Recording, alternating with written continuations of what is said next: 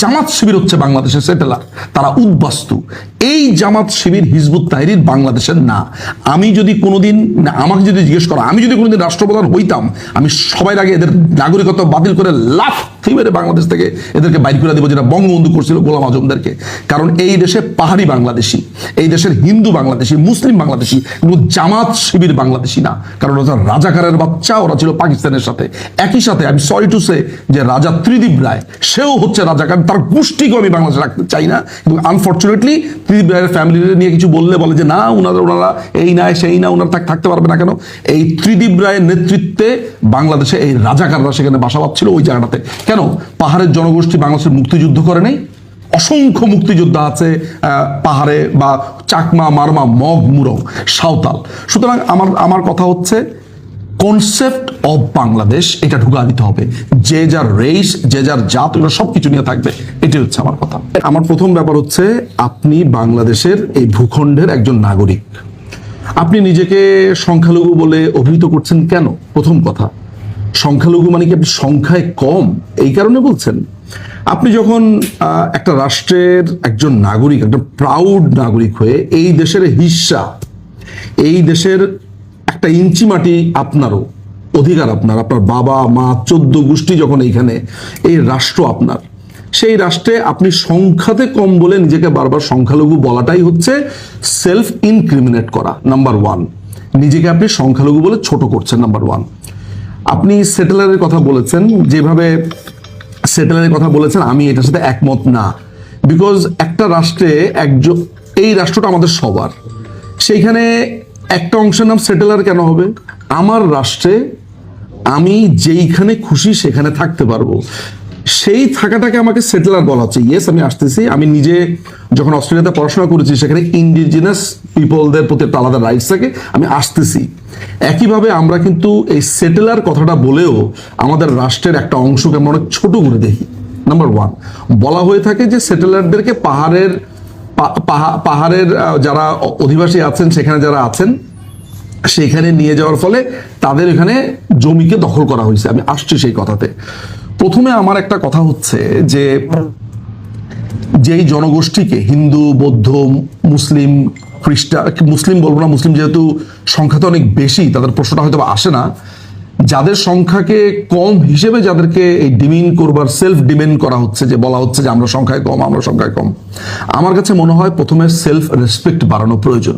Number 1, দেখেন, বাংলাদেশকে গত স্বাধীনতার পর থেকে একটা লম্বা সময় অস্থিতিশীল হয়েছে সবভাবে, পাহাড় এবং সমতলে। এই সমতলে জামাত শিবির, হিজবুত তাহরির থেকে শুরু করে মৌলবাদীরা যখন এই দেশকে টেরোরাইজ করছে, আমরা তাদেরকে কিভাবে ডিল করছি।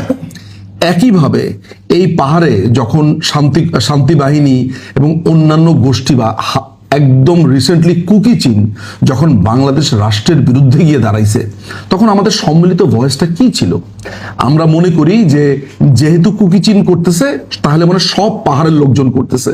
আবার যখন এখানে জামাত শিবির এখানে করতেছে, তখন আমরা মনে করি মনে হয় এটা সব সমতলের লোকেরা করতেছে। মনে হচ্ছে আমরা সম্মিলিতভাবে দায়িত্ব নেই না।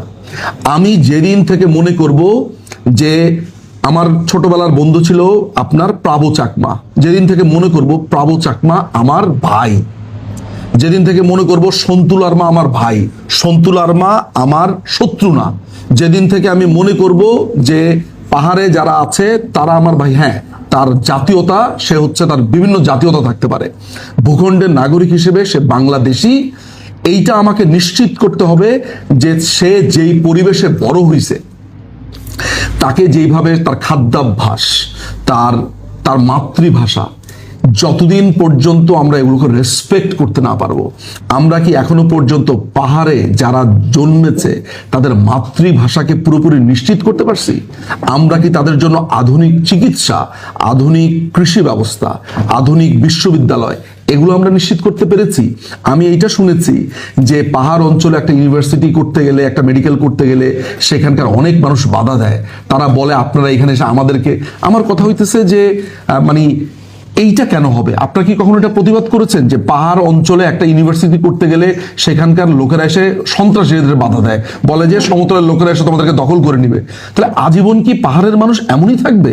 তাদের কৃষ্টি, তাদের কালচারকে রক্ষা করে তাদেরকে আমরা আধুনিক যুগে নিয়ে যাব না? এই জিনিসটাতে আপনাদের সোচ্চার হওয়া উচিত। একইভাবে পাহাড়ের একটা মানুষের গায়ে যদি কোনোদিন কোনো অন্যায্য টাচ পড়ে, কোনো মানুষকে যদি সেখানে রাষ্ট্র কোনো নিপীড়ন করে, তাহলে সেটার ব্যাপারে সবাইকে সোচ্চার হইতে হবে। আমি এইটা মানতে খুবই নারাজ যে পাহাড়ে কোনো সমতল যাইতে পারবে না। আমি খুব লক্ষ্য করেছি একটা ব্যাপার, এবং আমি জানি না যে আপনার মতামত কি। আমি পাহাড়ের অনেক অঞ্চলের কাছে শুনেছি যে এখানে সেটেলাররা কেন আসবে, বাঙালি কেন আসবে? তাহলে পাহাড়ের অঞ্চলের অনেক মানুষ, আমি যে অঞ্চলে বাস করি, আমি যে ঢাকায়, সেখানে পাহাড়ের অনেক মানুষ বাস করে। আমি যদি বলি পাহাড়ের লোকেরা ঢাকাতে কেন আসবে, এটা একটা অন্যায় কথা। এই 56,000 বর্গ মাইলের প্রত্যেকটা ইঞ্চিতে যেমন প্রাবো চাকমা থাকতে পারবে, যেমন সন্তুল আর্মা থাকতে পারবে, ঠিক নিজুম মজুমদারও বাংলাদেশের প্রত্যেকটা ইঞ্চিতে সে তার ঘর বানাইতে পারবে লিগাল ওয়েতে। একজন পাহাড়ের যে ভদ্রলোক, তিনি জুম চাষ করেন, এটা তার সারা জীবন তিনি সেটা শিখেছেন। তার যে পাহাড়ের ইকোসিস্টেম, সেটাকে আমি নষ্ট করব না, আমাকে ওইটা মেনটেন করতে হবে।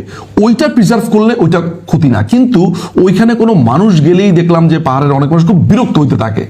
এটা কেন হবে? সেখানে দিনের পর দিন শান্তি বাহিনীরা আর্মির লোকজনদেরকে, আর্মিরা ওইখানে, আমি একটা কথা খুবই মানতে নারাজ, সেনাবাহিনীকে অত্যন্ত দানব হিসেবে দেখানো হয়। সেনাবাহিনীর ব্যাপারে আমার ভয়ানক লেভেলের রাগ আছে। সেনাবাহিনীর বেইমানি, সেনাবাহিনীর ইত্রামি, মধ্যযুগের দিকে তাদের ক্রমাগত যাত্রা, তাদের ভেতর তাদের হিজবুত তাহরির হয়ে ওঠা, তাদের জামাতি হয়ে ওঠা, এগুলো সমস্ত কিছু ছাপিয়ে পাহাড়ে যখন তারা ডিউটি করতে যায়, আমি লক্ষ্য করেছি যে তাদেরকে দানব হিসেবে দেখানো হয়। তারা কি, আমি কখনো মনে করি না যে তারা সেখানে দানবগিরি করতে যায়। শান্তি বাহিনীর লোকেরা কি নৃশংসভাবে সেনাবাহিনীর লোকজনদেরকে হত্যা করেছে, আপনি সেটা জানেন। এবং একইভাবে সেনাবাহিনীর লোকেরাও যদি ওখানে এক্সট্রা জুডিশিয়াল কিলিং করে, তার জবাব দিতে হবে। আমার কথা হচ্ছে একটা অ্যাকাউন্টেবিলিটি তৈরি করতে হবে। আমি এইটা যেন না হয় পাহাড়ের লোকেরা বলবে এটা আমাদের অঞ্চল, এটা আমি আলাদা রাষ্ট্র চাই, বাঙালিরা বলবে এটা আমাদের। নো, সব কিছু আমাদের, কিন্তু প্রত্যেকে যা রেসপেক্ট দিতে হবে। লেটস সে আপনি অনুগ্রহ করে নিজেদেরকে সংখ্যালঘু, আমি এই সংখ্যালঘু শব্দটা শুনলে আমার মাথাতে টং করে উঠে। সংখ্যালঘু আবার কি জিনিস? একজন শিখ, একজন ইহুদিও যদি বাংলাদেশে থাকে, এই রাষ্ট্র তারও। ইসরায়েলে কি হয়েছে আই ডোন্ট কেয়ার। এই রাষ্ট্রে যদি একজন ইহুদি থাকে, একজন কাদিয়ানি থাকে, একজন শিয়া থাকে, এই রাষ্ট্র তার। Simple as that. আমরা প্রত্যেকে মিলে এই রাষ্ট্র করেছি। প্রত্যেকটা মানুষের অধিকার আমাকে নিশ্চিত করতে হবে। কিন্তু এইটাও ঠিক, কেউ যেন কারো ধর্ম অনুভূতিতে আঘাত না দেয়, কষ্ট না দেয়, তাই না? এটাই হওয়া উচিত। একটা, আমি 25 বছর 23 বছর আজকে আমি দেশের ওয়েস্টে, আমি ওয়েস্ট থেকে কি নিয়েছি? আমি ওয়েস্ট থেকে নিয়েছি একটা টলারেন্ট সোসাইটি, একটা ডাইভার্সিটি। অর্থাৎ আমরা এখানে প্রত্যেকটা মানুষ আছে, আমি হয়তো আপনাকে পছন্দ করি না, কিন্তু আমাকে এইটা শিখতে হবে যে উনাকে পছন্দ না করলেও উনাকে আমার সহ্য করতে হবে, উনাকে রেসপেক্ট করতে হবে। This is what I have learn. So পাহাড়ের অধিবাসীদের প্রতি যা হয়েছে গত কয়েক সপ্তাহে, এটা খুবই ভয়ঙ্কর একটা ব্যাপার, ভয়ানক একটা ব্যাপার।